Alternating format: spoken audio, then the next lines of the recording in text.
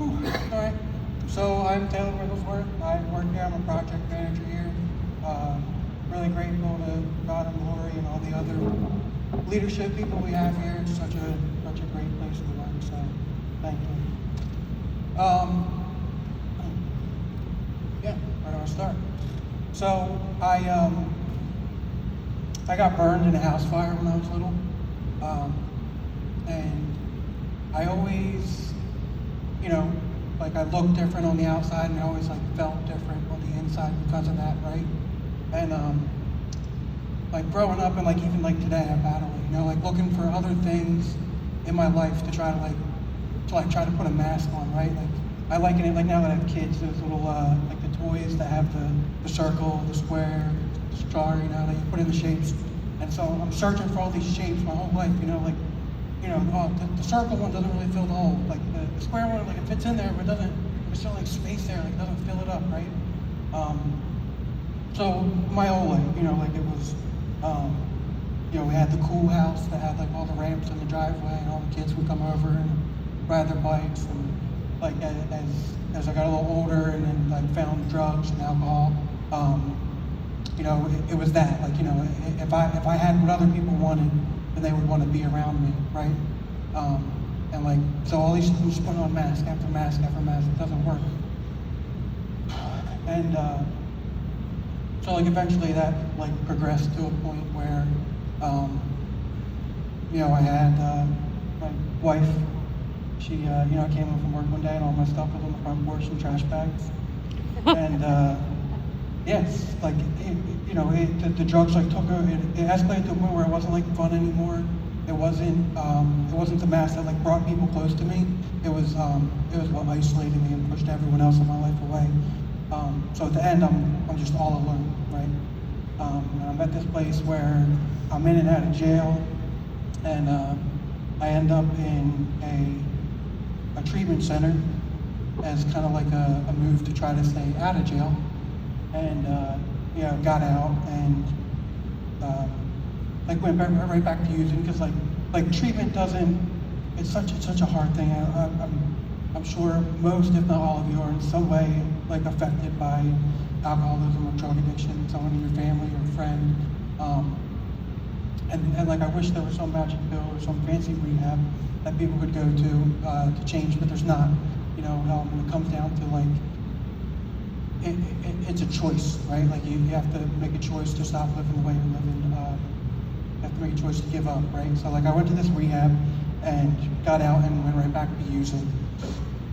And my mom, she does like window treatments, blinds and stuff. And I went to help her with a job in Ocean City. And we get back in the car after the job and we're driving back, and she asks if I want to listen to the tape from the sermon from the Sunday after we had the house fire. So the house fire was the day after Thanksgiving, so a Friday.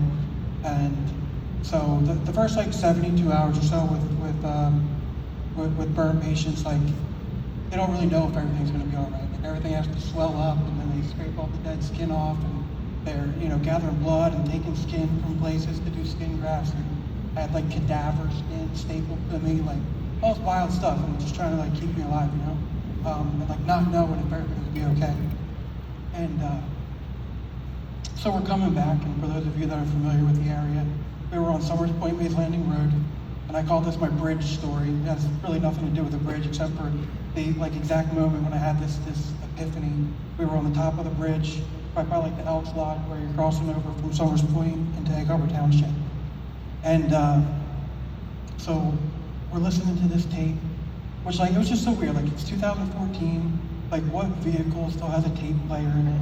And why did my mom have this tape from November of 1995 in her car on this day when I'm at this like place of desperation, right? Like, like I'm trying Taylor's way, like to try to like use successfully or to try to stop on my own, I had just gone to a treatment center and got back out and right back to using. Like, why can't I stop this, And we're coming over the bridge, and on the tape, the pastor's praying, and so like I said, they're worried, like, am I going to be okay? And so he says, something to the effect of like, God, you made this body, only you can heal this body, right? And I was just rocked, like I was looking out the window, I started like weeping, like biting my tongue, trying not to cry. But like I just knew that like that pastor, Pastor Dick, he thought he was praying for me, like to be all right in the hospital, like 20 years before that. But like I was gonna be fine then, like God had a plan then, I was gonna be fine regardless, you know? He was praying that prayer for me to hear it. 20 years later, crossing that bridge from Summers Point to Harbor Township, be like I'm the missing piece, like this. So like it's a God-shaped hole in your heart. It's not a star or a circle or a square or drugs or people or money or like work or anything. Like it's a God-shaped hole, right? And I was so rocked by that. Like, and that wasn't the last day that I used either. But like it was a real turning point where like maybe I believed that there was like hope, or that like there was a way out, right? Like this God that had brought me through like so much already in my life, like you know, through the fire and my brother having cancer when he was little, like, you know, this hope, this faith, this belief that like that could carry me through, right? So fast forward a couple more months, and I'd ended up with like an ankle bracelet sentence, and still like cheating, trying to tailor his way through that, like going and checking in at the jail with, you know, someone else's urine to take a drug test, and but I was like, I don't know if I was ready here, but I was ready in one of the places, right? I was ready to try something different, and there was an opportunity to go to a sober living house in Summers Point, and so I jumped on that. And while I was on the ankle bracelet, I had to call each week and say, yeah, I'm still clean. Yeah, I'm still clean. I wasn't. I was still using, and like I moved into that house with you know, someone else's urine. But like oddly enough, riding down that same road, heading from Mays Landing to Summers Point, I'm in the car with my mom, biting my lip, trying not to cry, looking out the same window, like so like terribly afraid, like the fear of the unknown. Like what am I, like I knew what I was going to get if I kept using. I was going to get the same thing that I got yesterday, the day before that, and the day before that. I was so scared what it would look like to like surrender, right? And like try something different. But I was just beaten, and I was ready to try something else. So I moved into this house, and it was pretty big. It had like 12 or 13 guys in it, and you know, that first night, I was in there, I'm like unpacking my things, and one of the guys came in. Like, hey man, you wanna come to a meeting? And, okay, sure, I'll go to a meeting with you. And he was like one of my good friends today. He was going through something earlier today, and he called me. His wife's about to have a baby any day now, so he was calling me about that, and just really like the relationships. Like I wasn't alone anymore, right? Like I had all these people around me, and like not everyone in the house was my friend, but like, you know, several of those dudes that I lived with, like stood next to me when I exchanged vows with my wife, you know? Like they're brothers to me today, you know? And it changed my life. I don't know that I would have been able to get clean without that opportunity. So fast forward a couple more years, got the wife, got the kids, got the house, got the job. And I had an opportunity to open up my own sober living house. And my buddy that I kind of started it with at the time, he was like, yeah, we should do it, we can make so much money and this and that. I'm like, yeah, sure, we just need someone to give us a couple $100,000 to get a house. And my in-laws were in the middle of just flipping a house that was going to be ready. And, you know, they had seen the change that sober living had made in my life. So they were willing to rent that house to me and try to make it happen. And that was right when COVID happened. So like it was difficult. Like all the like Narcotics Anonymous or Alcoholics Anonymous, like all those meetings like shut down. And so like to try to get people in the door, you know, March, April, May of 2020 was tough, but the past benefit, the people for people, that helped get us started and off our feet and up on our feet rather. And so yeah, we eventually moved the house to Mays Landing, and we have beds available for 5 men. Basically what we do, it's a supportive, sober living environment, right? So we don't provide any services necessarily that we would like bill an insurance company for.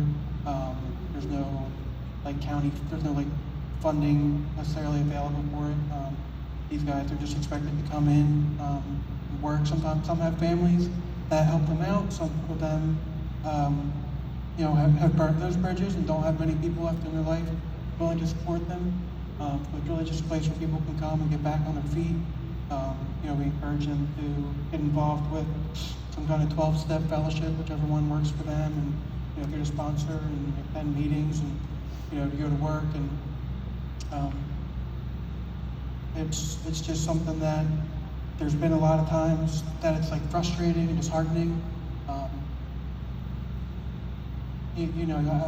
I build these relationships with these men, and then they succumb to their temptations or whatever, and I gotta kick them out. You know what I mean? It's the way that it goes. But sometimes it's hard, it's tough, and then there's months that I say, well, there's this guy's stepping me on rent, that guy's stepping me on rent, and we're not going to be able to pay the bills. So if it's empty, then we're just not doing it anymore. And it's in your hands, God. And somehow, whenever I say that, a check magically shows up from somewhere and it keeps going. So I guess that's God telling me what me to keep doing it. So that's what we got going on there, and I'd be glad to talk to anyone else about it if they want to know more later on. And thanks for listening.